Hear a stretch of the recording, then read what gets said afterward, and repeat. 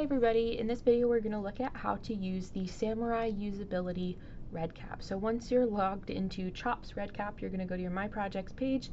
You're going to scroll down to the bottom and find this SAMURAI-Usability project. Click on that.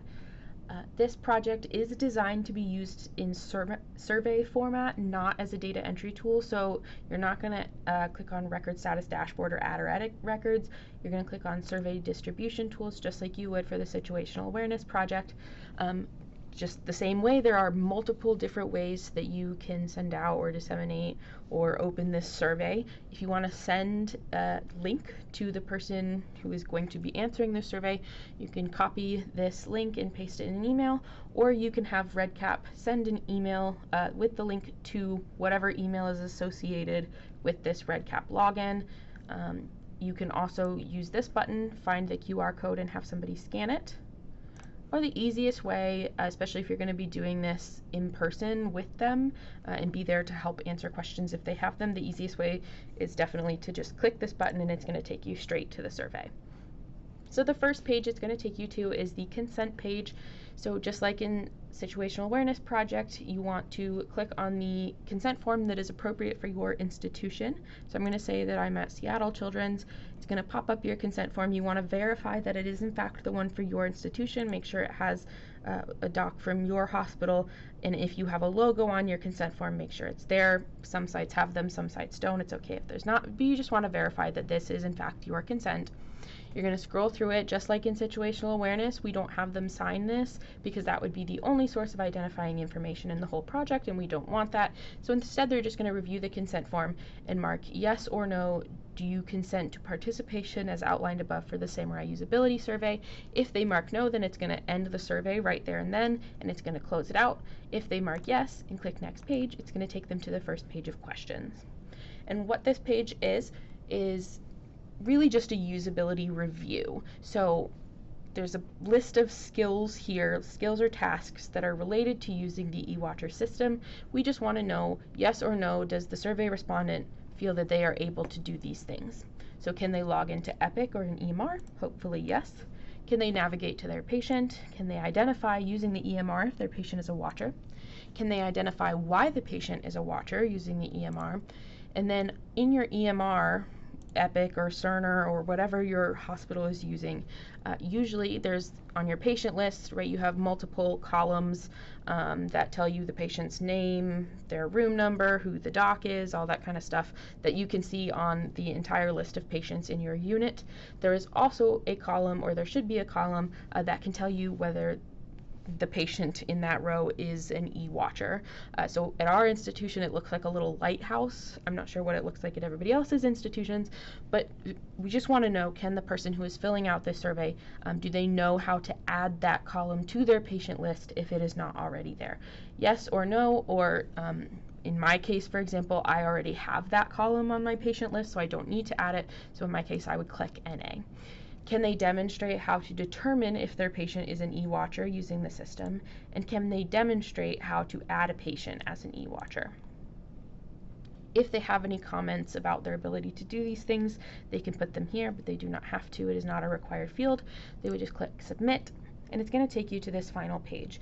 And so the first 3 questions on this page are asking for kind of background information on the person who's filling it out that could be related to their ease of usability of this system. So we want to know their PICU role.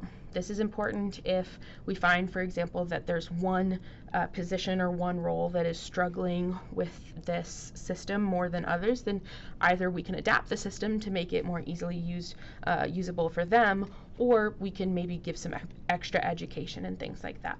Also, we want to know how many years has this person been using Epic, and how would they rate their baseline computer skills. These 2 are really important because if a person is brand new to Epic, or just generally has not the greatest computer skills, then a low usability score might not be terribly surprising, right? So we just want to know this so that we can have some kind of background information going in. And then at the bottom here, we have, it's called the SUS, it's the name of the form, and that is the name of this 12-question system. SUS stands for System Usability Scale. It is a questionnaire that has been pre-validated, and it's used across all of systems engineering, and it can be applied to any tool, digital tool, software, hardware, any system of any kind, really.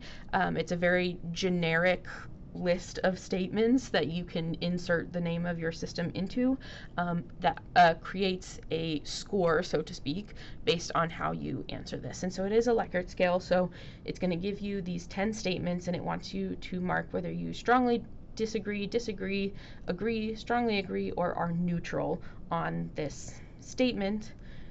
And then it calculates a score on the back end out of 100 as to what the usability is. I believe 70 is the limit, where it says anything above 70 is considered good and easily usable. So you're just going to have them go through this. So we have adapted it for the eWatcher tool, so that's going to be in all of the statements. So I use the eWatcher tool frequently when caring for patients. I found the eWatcher tool unnecessarily complex, hopefully not. I thought the eWatcher tool was easy to use. I think that I would need assistance to be able to use the eWatcher tool. I found the function of the eWatcher tool to be well integrated, into their EMR or into their, normal work environment. I thought there was too much inconsistency, hopefully not. I would imagine that most people would learn to use this tool very quickly. I found the eWatcher tool to be very cumbersome or awkward. I felt confident using the eWatcher tool. And I need to learn a lot of things before I could get going, on a regular basis with this eWatcher tool. We do ask that they fill out all 10 things. If for some reason they feel that they just absolutely cannot make a statement on one of these for any reason, we ask that they just click the neutral button so that it does not, terribly throw off the score and produce some crazy outlier. And then if they have any questions or comments regarding any of their statements or the agreement with these statements, or just anything regarding the usability of this tool in general, they can put them down here. But again, it is not required. Once they're done with that, they're going to click Submit, and that is going to take them to the end of the survey. You'll click Close Survey, and if you used this Open Public Survey button to get into it, then it's going to bring you back here. Otherwise, if the person answered it on their own device, then it's just going to take them and close the window out for them. If you would like to verify that this person's record was in fact recorded, you can go to Record Status Dashboard, and you can see I knew going into this that I had 7 already completed, so the fact that there's 8 means it was recorded. If you see these that only have 1 bubble completed, that means that either the person did not make it past the consent page and they clicked no, I do not consent, or they did make it past the consent page but they only filled out that first page. And for this project, that SUS really is the most important kind of aim for the usability, the most important metric for the usability project. So we really, really would like to see all of these having 2 green bubbles. If you guys have any questions about the usability survey, how to access it, how to answer it, if for some reason you can't see your institution's responses, feel free to just let us know, and we can, have a call with you or just go over it through email if that's more appropriate. But otherwise, that is the end of the usability project. Thank you guys.